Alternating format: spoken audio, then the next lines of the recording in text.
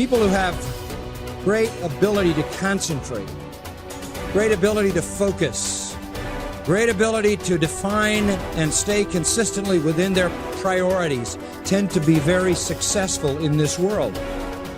And self-discipline is an essential component in that. Whether you're talking about some kind of academic achievement, some kind of musical achievement or athletic achievement or whatever it is, some achievement in the realm of business or the arts or science, generally comes to people who are very focused and who understand how to order their priorities. In a word, they are disciplined people. I've always been disciplined myself, because I've always lived a disciplined life. I lived in a disciplined household, like there was no such thing as I don't want to. So even now, if I wake up and I don't want to do something, I don't need someone to tell me to do it, so I'll do it anyway. Being a man isn't about not feeling things. It's about acting the way you're supposed to act, regardless of how you feel. We act.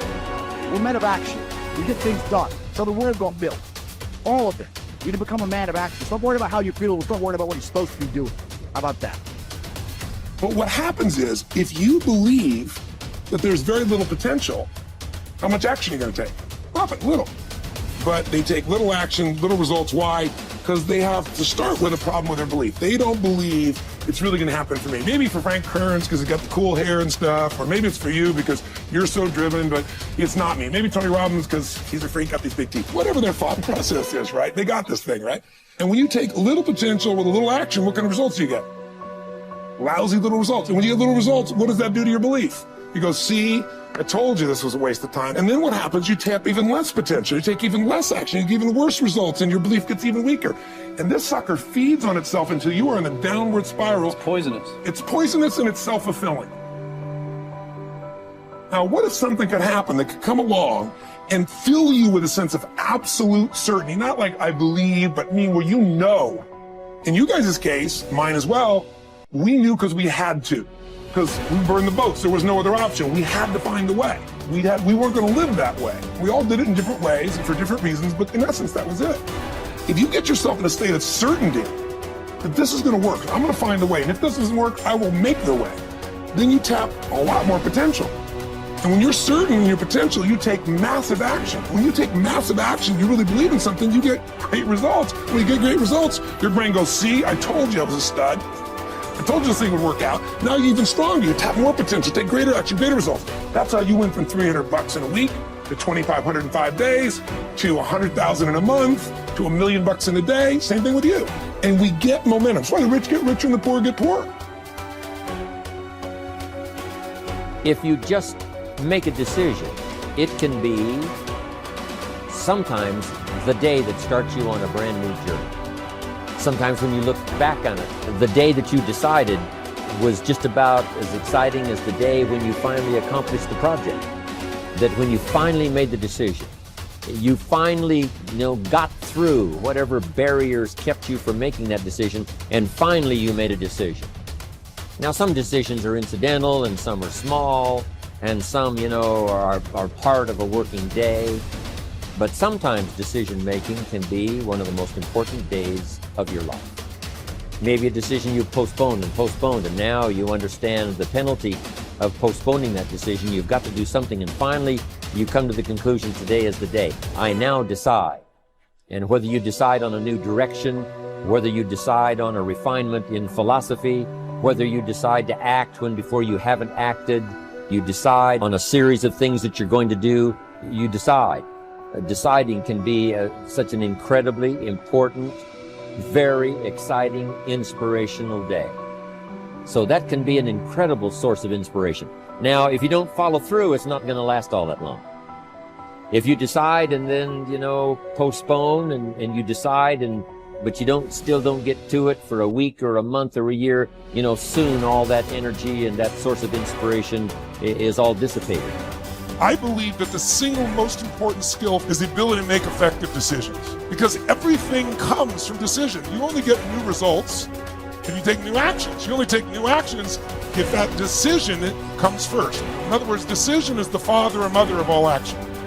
But not all decisions are equally good, as we all know. And the quality of our life comes down to the quality of our decisions. You want action. Action means you have to make some decisions along the way. And decisions, most people are so afraid to make the wrong decision, they don't make any decision. That is what you really need to be afraid of, being stagnant. So, get up and go. That idea isn't going to execute itself. You have to do it, and you have to do it now. Don't wait anymore. Don't think anymore. Don't plan anymore. Don't contemplate anymore. Don't make any more excuses or justifications. Don't rationalize anything else. No. Take the risk. Take the gamble. Take action now. No complacency. By 66, Pompey had already earned the title Magnus, making him, in fact, and in name, Pompey the Great. He had reconquered Spain. He had served as Rome's consul not once but twice. He had defeated Spartacus in the Third Servile War. And now he was being sent to dispatch the Cilician pirates who terrorized the Mediterranean. Before he left, he stopped for a private consultation with the Stoic philosopher Posidonius, one of the great minds of the ancient world. Posidonius' advice might have seemed rather redundant.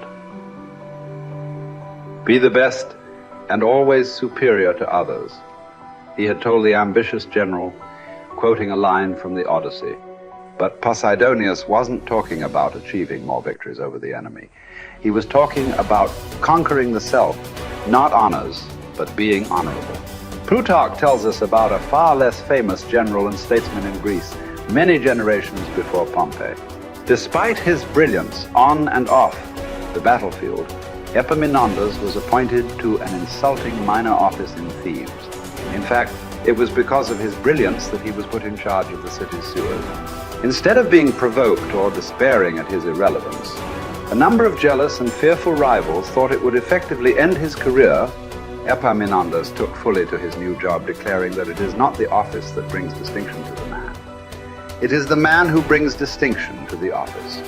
With hard work and earnestness, Plutarch wrote, he proceeded to transform that insignificant office into a great and respected honor, even though previously it had involved nothing more than overseeing the clearing of dung and the diverting of water from the street. Best is the person who adds shine to their accomplishments with their discipline, not the other way around. This is what Posidonius was trying to tell Pompey, although Pompey failed to fully realize it. In the end, it's not about what we do, it's about how we do it, and by extension, who we are. Too often, we find people choosing to be great at their profession over being a great human being, believing that success or art or fame or power must be pursued to the exclusion of all else. Does it have to be that way? Does being loved have to be at odds with being lovely? Or can temperance, as Cicero claimed, be the fine polish on top of a great life?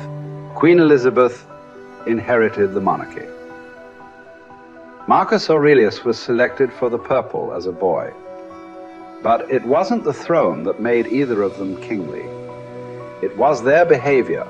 They were what the ancients called first citizens, for their character as much as their rank.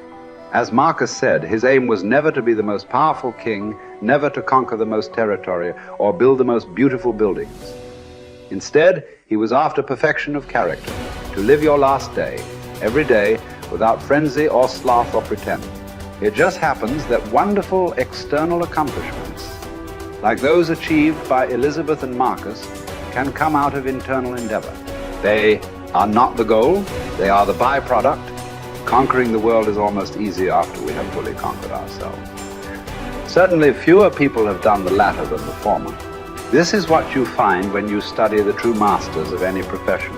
They don't care much about winning, about money, about fame, about most of the things that have come their way as a result of their success.